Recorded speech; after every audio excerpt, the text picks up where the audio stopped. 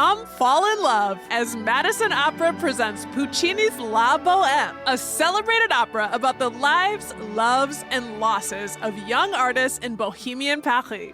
Whether you are new to opera or a longtime fan, don't miss this moving work that audiences have adored for over a century, brought to life by a dynamic young cast. That's November 7th and 9th at Overture Hall. Tickets at madisonopera.org. Back by popular demand, It's a Wonderful Life, a new musical, returns to the Orpheum for one unforgettable performance. This special stage concert experience brings the heartwarming story of George Bailey to life with a lush original score and a timeless message of hope. With book and lyrics by John Atkins and music by Capital City Theater artistic director Andrew Abrams, this is a must-see musical event. Catch the show at the historic Orpheum Theater on November 16th at 2 p.m. Get your tickets today at capitalcitytheater.org. This is CityCast Madison. I'm Bianca Martin, and here's what Madison's talking about. Today, it's Thursday, so of course it's time to dish on Madison's food and bar scene. I want to put you on to a deliciously haunting spot to possibly enjoy your witching hours this Hallows Eve. A popular craft cocktail bar downtown, Oz by Oz, who serves spirits, wink, and witchy vibes all year, has their actual birthday on Halloween night. Joining me now to tell us about what's on deck there is one of Oz by Oz's co-owners, Ryan Huber. Ryan, old friend, hello. Hi, thanks for having me, Bianca. How you doing? Oh my gosh, it's so good to see your face. It's so good to have you on the show, and been really excited about everything y'all are doing this October. So thank you. Happy soon to be 4th birthday to Oz. Yeah, crazy, right? Yeah, crazy. Seems like we've been there forever, actually. Yeah, well, in some ways you have. So we're gonna talk about that in a little bit later. But before we get into what y'all are all about year round and what you got brewing for tomorrow, I have to ask, what is the true name of your bar? Because naturally there's some mystery around it. Yeah, that's probably the most commonly asked question about the bar. I just kind of most often refer to it as Oz. It's the quickest, shortest version of it, but it is intentionally both ounce by ounce and Oz by Oz. What goes along with that is the phrase, "we serve spirits." All of this kind of ties into the fact that we knew we were going to open a cocktail bar, and we also knew what the vibe was going to be in there. And when we started talking about names, we landed on that because it kind of highlights both aspects of what we do. People say often it's very witchy, it's very eclectic, very psychedelic as far as the vibe and the interior space, but we specialize in drinks and cocktails, ounce by ounce. Ounce by ounce. Yes, I definitely, as a big Wizard of Oz fan, was like, Oz by Oz. And the first time someone said, no, it's ounce by ounce, I thought, oh my God, I've misunderstood. But actually, it's intentionally ambiguous, settling the score for folks, which is perfect in the spirit of, creatives and experimentation. It's Miles Davis writing the dissonance, right? Yeah. Sometimes people pull me aside and they'll ask, okay, what's the name? Because they want to settle a bet. Well, if you bet on the fact that it is both ounce by ounce and Oz by Oz, that's the only true winner. Okay, it's settled. So for folks who haven't been to Oz yet, how would you describe your cocktail menu and what it's best known for? Yeah, we kind of separate the drinks into different categories. So now that we're celebrating our 4th year, we actually have what we could call our house originals, house classics. So that would be our first category. So the drinks that made us who we are. Drinks, for instance, like the Oz and the Black Squirrel Old Fashioned and the Teenage FBI. Those are part of our classics menu. Then we have our Zodiac cocktail list, which each Zodiac sign has its own drink. My business partner, Brian Bartles, does all of our cocktail program. He's in charge of all the drinks, all the recipes, with input from the staff, of course. Each one of those drinks, too, if you're somebody who's into astrology, if you look at the ingredients, you might pick up and say, oh, I'm a Sagittarius. This really speaks to me. It seems to be working really well in that regard. So that's the second category. The third category would be our seasonal drinks, which we're about to launch a whole new list of fall drinks, kind of rounding out that part of the menu. And then the last thing of note that's really important is our Amaro list, We have a pretty long list of Amaros, some classics, some very familiar to folks that are into Amaro. And then Brian does a really good job of keeping it updated with some unexpected Amaros from different areas of the world. I love that so much. And I feel like I should shout out that Brian Bartles, he's a very proper cocktail recipe man. He has a book that he wrote, and he had like a series of restaurants and bars in New York City, and that was like very special, called the Little Wisco. So that's probably a pretty good bar list that you guys put together there. Yeah, he's published 2 books, one on the Bloody Mary and then one called The United States of Cocktails. Both are available for purchase at Ounce by Ounce. Yeah, definitely. The drinks are really great. I've been in and really enjoyed them. And I'll say, knowing you many years ago, we're like someone who liked Negronis and drinks on the Amaro end of the world before they were cool. So I appreciate the fact that you guys have Amaros, and that's an important part. And for those who don't know what Amaro is, can you kind of share? Yeah, so we have a little blurb on our menu that kind of talks about Amaro. I'm just going to actually read that because it's actually really well worded. Amaro is sometimes sweet, savory, bitter, or all of the above. No two Amari are ever the same. And the makers all keep their recipe secret. They are medicinal, aromatic, and very good for digestion. I think the fun thing about Amaro for me is each one's kind of a secret in a bottle. A lot of these Amaro makers have been making these time-honored recipes specific to their regions, the things that grow in those areas, different roots. So the recipes are kind of secret. Each one has its own flavor profile. And the one component that kind of is common amongst all of them is the bitter component. And there is an element of when you sip on an Amaro, it does feel like you're getting something that's kind of good for you. As mentioned in that little paragraph, you can come in before dinner. A lot of people come in and get Amaro as an aperitif, and some come in after dinner as a digestif. It's those bitter components that make your belly feel good. Yeah, and when I mentioned the Negroni, something that has Campari, which is like a type of Italian bitter liquor, but Amaro's, yeah, you can just come in and just drink the Amaro, like just by itself. It's kind of a cool experience, and it's a little stylish, man. And everything that y'all do over there is really stylish. And I wanted to ask you, how would you characterize the bar's aesthetic? Because I think a standout component of any experience at Oz is like looking at the dynamic visuals. Well, I would say right off the bat, it's very psychedelic in there. There's a very unique kind of lighting setup. You'll see just about every color under the rainbow, and those lighting situations change periodically, which is kind of fun because people who come there all the time, they might get a little something different. If you take a month off, you come in, you're like, oh, it feels different here. I'm not quite sure what it is, but it might just be the color of light changing. Also, there's a lot in there, and the bar ephemera, it's all carefully selected, but there is a lot of it. And one of the things that we've done is we've created this I Spy bingo card. I have one right here. Yes, I'm really excited to talk about it. Yeah, you're holding it up. Yeah, it's fun because, people come in there a lot. We get a lot of first dates. Folks will come in and sit at the bar. And if you're on a first date and you're a little nervous, you don't have to do much work because the bartender will hand you one of these cards and there's lots of conversation pieces.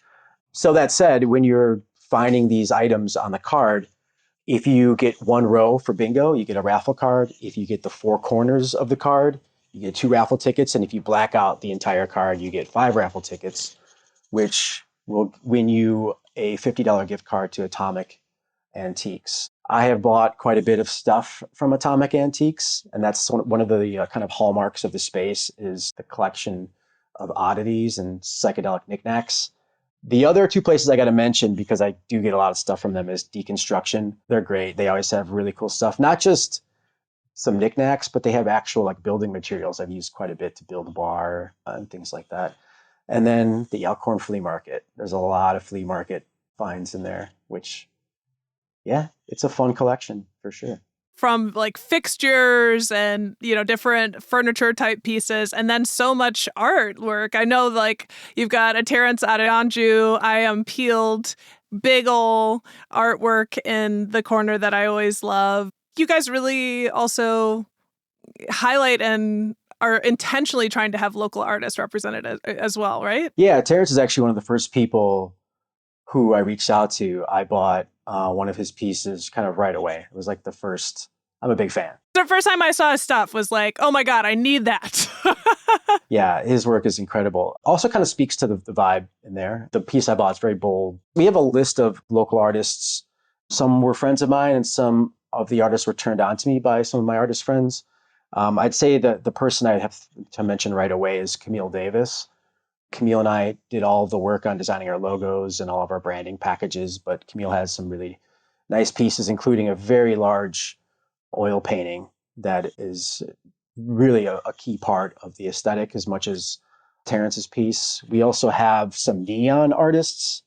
Sophia Moss, who's one of our employees at Settle Down, has a really cool neon piece. It's like a rib cage with a spine, like a replica of her spine. It's really cool. I love that. Yeah, Cullen Hauser is another neon UW grad. Tegan Davis, Claire Kelsvig, Sophia Long, Brooke Leland, Jana Marie Caridi, and Owen Tui, one of my all-time favorite pieces. Also, the first thing to be done in there, we hired Owen to burn a Ouija board into the bar top.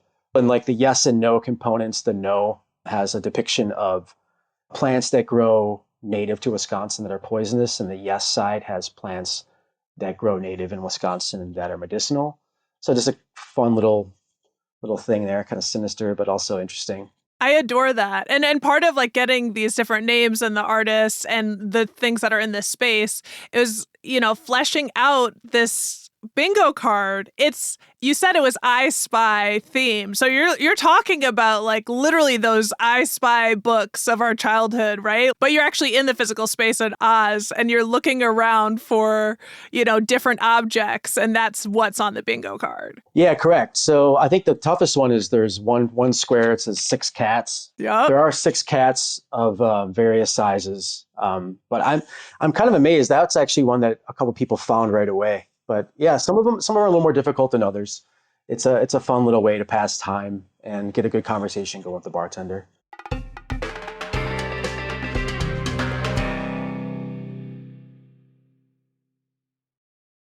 You all at Oz have dubbed the month of October Oztober, marking it through having an extra spooky decorated space because it's always a little spooky, plus a series of Halloween-themed weeks, with tomorrow being your culmination of big Halloween birthday bash. Last week was dedicated to the Prince of Darkness, Ozzy Osbourne. Couldn't appreciate that more, R.I.P. And this week is themed Night of the Vampire. Do you want to share, generally, what do you have planned for tomorrow? Well, a lot of it is going to be just kind of left up for some surprise. But one of the things I can mention that I'm very excited about, the staff gets really into it. So you can expect some very fun costumes. There's going to be a little bit of extra haziness in there. I'll just say that. The space on Halloween it could not feel more perfect for a Halloween get together. We burn Palo Santo regularly in there. So there's actual smoke. There are smoke and mirrors kind of everywhere. Wow, okay. There's literal smoke and Palo Santo. People kind of look at me strange when the staff, when you light a stick of Palo Santo and walk around and they're not quite sure what you're walking around with in your hand that's smoking, but it really adds to the vibe. In addition, one of our employees from Settle Down has put together a short film called Ozferatu. Chinook is a student of film. He's really talented. He and I talked about this early on, and initially we were going to work on this together, but I didn't really have the time. So now it's going to be a really fun surprise to view it for the first time in Oz on Halloween, along with all of his star actors who are mostly employees. So it should be really fun.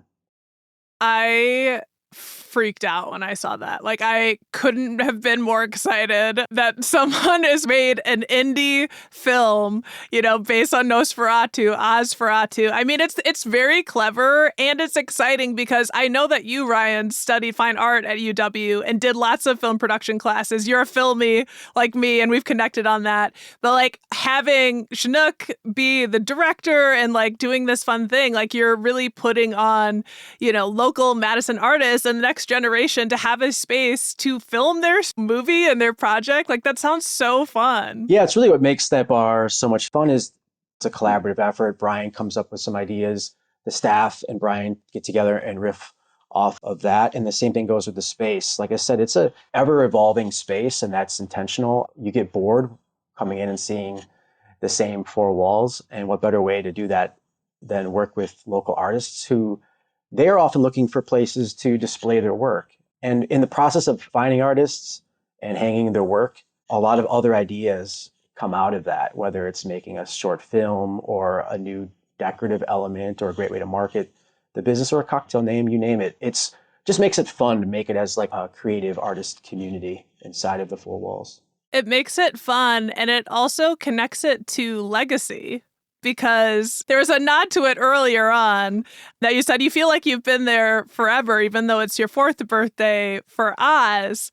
But that physical space, Ryan, like it used to, and for folks who lived here pre-pandemic, might know that Oz by Oz's space was used for a long-running, high-quality clothing store called Context for 13 years. And you were the co-owner and founder of that. And that's how I first met you. And so there's legacy and like having art and style and aesthetics in that space on King Street. And it's been at the core of what you do. And I'm just going to share a little more background on you is like right alongside you have history working in the food and beverage industry in Madison at the Great Dane, at Notchville, so I'm really thinking Wizard of Oz, there's no place like home. Like you've really been in that space, and to keep it spooky, there is a transfiguration to hold on to that King Street location. Yeah, everything you're saying is true. Yeah, I remember when you were one of the Context models, like the list of people that were working at and working with us in Context, also a lot of creative energy from the models, the fashion, the photography, web design. Again, it was a lot of those early days was about, young creatives in Madison who weren't quite yet employed in their fields, but all went on to do great things. It's always been a very creative space with lots of fun, experimental energy. But yeah, the neighborhood, King Street in particular, having worked at the Dane and stopping in Cora when it was on the other side of King Street and seeing the early Muramoto take foothold there. Just so much has happened on the street. I remember getting the keys to what was formerly J. Kinney Florist in that space. I got the keys on Halloween weekend in 2004. Oh my gosh. Yeah, we started building Context, the clothing store, on Halloween weekend, and we opened a funky cocktail bar many years later on Halloween as well. So it's definitely Nightmare on King Street. Nightmare on King Street, yeah. In the best way. Scorpio energy for sure. What I understand is Context, is this incredibly successful store. Then the pandemic hit. And like most folks, it really impacted who's coming into stores anymore. Like when everyone started ordering online. So you really went through a transformation, and to still be there is like a big success story. And how does it feel to be reborn? Yeah, that's a good point. It is kind of crazy. It's been enough time now, but it took a while to walk into that space and not feel like, I'm going to fold some pants over here, or those are the dressing rooms. But the space has been completely transformed. A lot of the fixtures in there are left over and repurposed from when it was a clothing store. Like the front desk where you would check out is now the back bar, for instance. And there's a lot of that kind of thing. But giving it a full rework, it definitely feels like its own unique thing now. It doesn't feel connected to the old clothing store, but I leave little aesthetic elements here and there that are sort of paying homage to what was there previously. Like for instance, J. Kinney Florist had a cat that lived in that space. And if you walked by late at night after you left a bar, you'd see a little sign in the window saying, please don't tap on the glass. But people would sit there and tap on that glass, and the cat would just look at them through the window. So therefore, we put some cats in there. Again, like through the I Spy thing, you might be able to find some things that, if you were a regular at the clothing store, you might say, oh, I remember that. Yeah, I mean, it's hard for me to go in there and not just see Context still, even though it truly is transformed. The store, when it was Context, folks would just walk by and walk in. And I spent hours in there while my childhood bestie, Michael Dietrich, was working.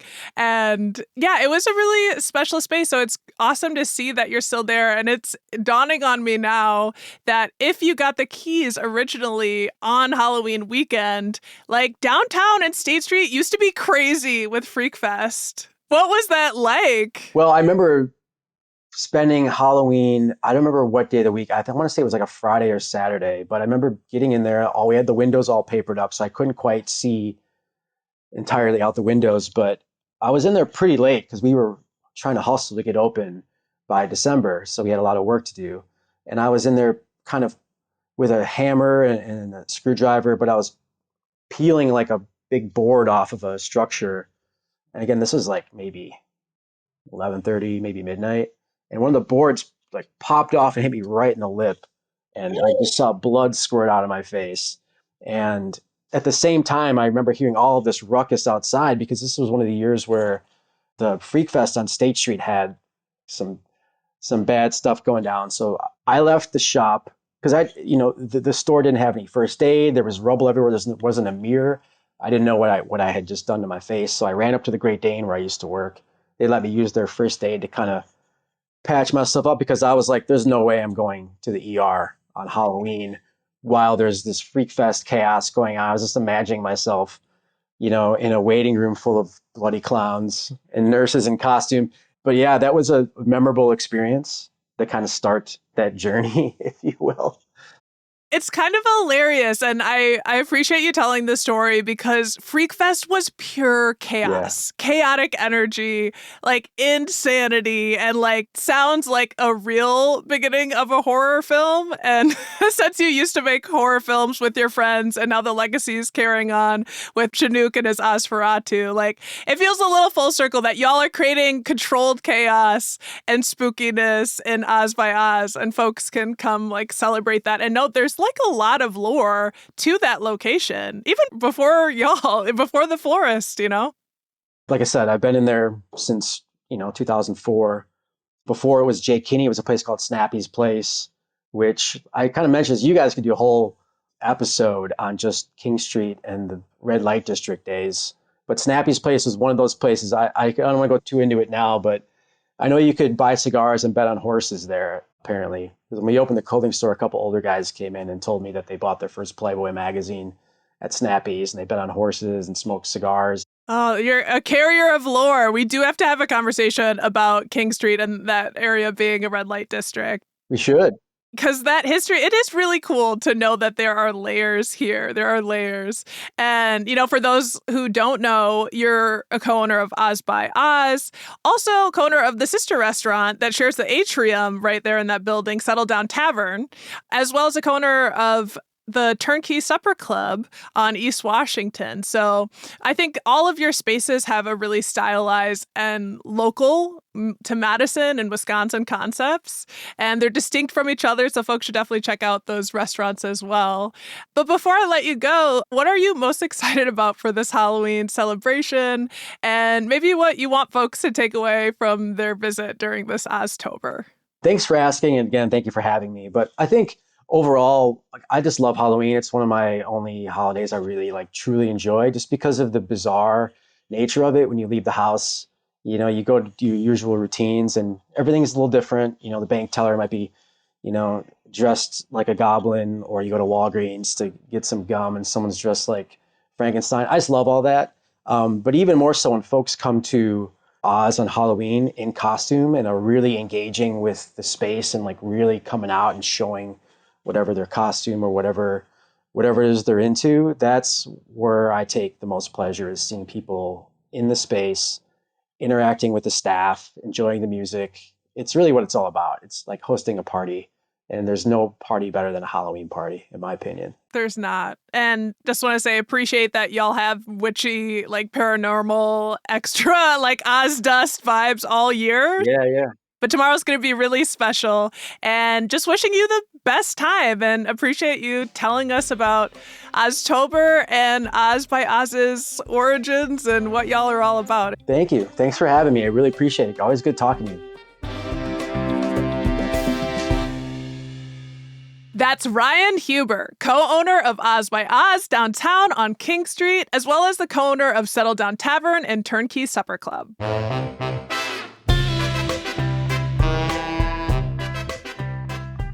That's all for today, here on CityCast Madison. I'm your host, Bianca Martin. Don't forget, you can support the show and get great perks by becoming a CityCast Madison neighbor at membership.citycast.fm. And if you enjoyed today's show, why not share this episode with your witchiest friend? And then your next 4 witchiest friends, because there's always more power with more witches. All right, we'll be back tomorrow morning with more stories from around the city. Until then, take good care. Thanks for listening. And to those who celebrate, enjoy Hallows Eve.